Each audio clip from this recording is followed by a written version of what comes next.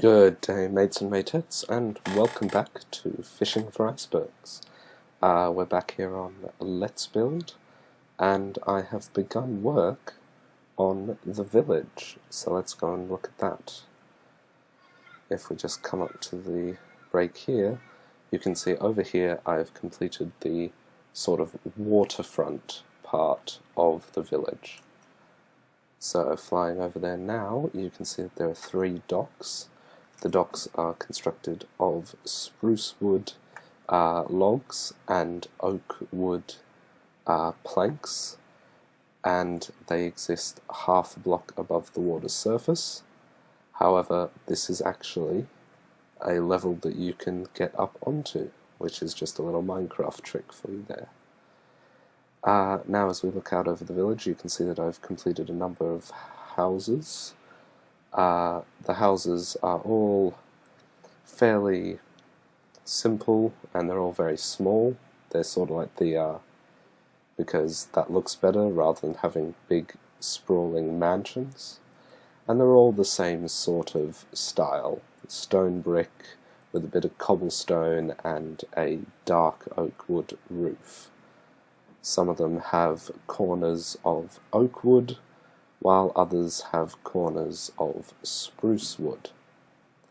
So if we just go down the other end, I'll start showing you inside them. So if we start with this one here, this is just one of sort of like the slightly larger houses. It's got its own little sort of garden area out here, which is unique to that house. It's got this sort of kitchen area with a table and stuff, and it's got the bathroom over here. Right, so the bedroom. The bedroom is over here. It's got some paintings and some plants, and up along the top here you can see that there is air vents and a layer of cyan stained clay, just to sort of give a different texture. If we come across the road now, you can see that this house is slightly more ornate. This isn't really for any reason, it's just how it sort of ended up. And as we go inside, this is a very small house with very limited resources. The next house opens onto the lake side. It is again rather small, but it is divided into 2 rooms, as you can see here, and it has a couple of item frames with stuff in them just to provide a bit of deviation. All the windows in all the houses are different types of panes. Some of them are grey, some light grey, some white, and some black. As we come across here, this building is slightly different. This building has a little bit of variation and stuff to it, because this is a storehouse. This is one of the storehouses of the village. It's just got crates and stuff in it, which are made by pistons, note blocks, chests, and crafting tables.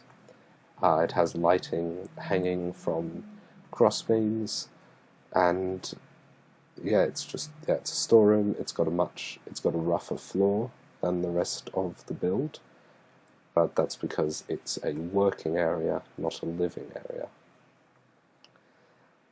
This next house, as you can see, again, it's got sort of a recessed wall behind cobblestone, sort of like detailing. It's got fences in the corners and these sort of broken in log supports around it. If we just come around to the door and head inside, this is another single room house. It's a little bit more spacious than some of the others, but it's still very small compared to some of the other houses. Coming back over to this side, we have this first 2-story house with its lovely double doors.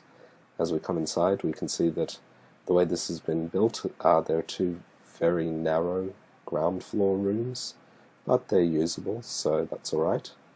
And then as we continue on to the 2nd floor, we get to look that there's a bedroom with lovely views over two parts of the village. Going down again, we look at the final house on this block. Oh, on the outside as well, sorry. There is these windows in the roof, which is just a higher level of light rather than the lower windows which are part of this facade. The final house on this block is a 3-story tower house. If we go inside this, we can see that the first floor is like a kitchen and storage, the second floor is a sort of library study section, and the third floor is a bedroom. This is just a guy who's making the most of the very small plot of land he has by building upwards. It has very symmetrical, this particular building has very symmetrical designs on it, very controlled, and it has cobblestone walls to give some structure to the sort of broken up log supports like we saw in the other house. And the roof of this structure has these edgings in cobblestone just to give it a bit of variation, and the idea is that that is support. And then we'll come back to this house which we've already looked at, so we'll move on to here. And here we just have a very little park. This was just to sort of break up the structure of the entire town. Rather than just having another house, it gives a little bit of spacing to the entire thing. And you can see people can like walk through here, they can sit on the bench. It's not very big, but it's something. However, here we have this longer house on the edge of the waterfront district. It's very long, and it has these cute little stone things up here to give a bit of design to it. If we go inside, we see that it is broken into 2 rooms which are very cluttered. One is the bedroom, and the other is the kitchen living room of the house. If we head across now to this house has, as you can see, buttons on it which don't do anything, but they just add a little bit more detailing, and it again has the sort of L-shaped log structures. If we head inside, through its rather well-designed entrance, if I can say so myself, again we see it's fairly cluttered. It's got a living kitchen room thing and a bedroom. Now finally we come to a little group of 4 houses over here. Now these 4 houses are sectioned off from the others by little pieces of chain link fence, as you can see, which seals in a shared central courtyard. The central courtyard has a birch tree, a bunch of plants, and a little well. Now, this first house over here is probably my favourite in the entire village. It's an L-shaped house with cobblestone detailing on the walls and the dark oak roof, and it has buttons on the logs of the first floor. If we head inside, you can come across to this lovely room which feels very open because of the high roof, which has obviously furnaces. This is like, again, the kitchen living room with its little hidden crafting table. And if we go up the stairs, or up the ladders, we find the little bedroom up here, which is the perfect size and which looks out on the courtyard and the houses of that street. The second house is just a very simple 1-room square house. It's got rather nice detailing on it. I was pretty proud of this one.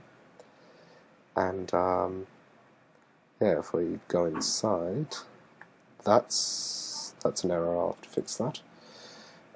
We can see that I haven't furnished it. I'm sorry. But it's, as you can see, this is probably the smallest house in the village, but it has these double doors which open out onto this little sheltered section at the edge of the common lawn.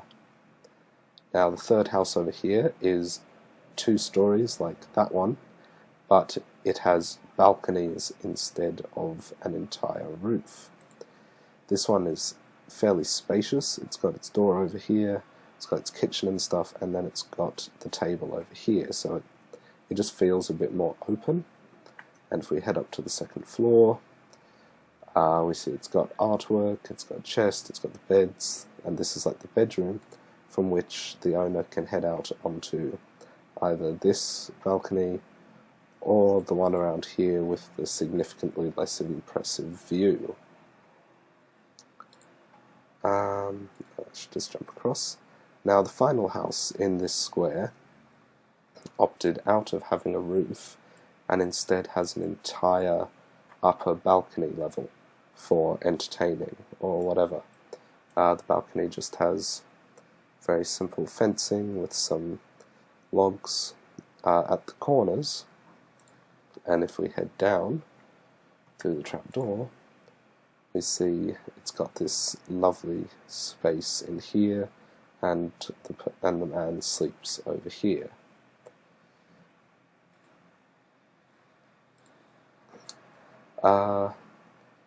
So that is it for now. I've chosen birch trees and spruce trees as the sort of major plants for this entire area. Like they were the ones on top of the mountain, and they're the ones which are being grown throughout the village. And the roads are all very square because Minecraft lends itself to that, and it just looks a bit better and it makes it easier for planning. And the lamps are just simply 4 tall and 1 across with a hanging piece of glowstone. Easy to walk under, and they look nice. And that is all from me for now. I hope you have enjoyed this Let's Build episode. If you have, please press all the appropriate buttons, and I will see you next time. Have a good one.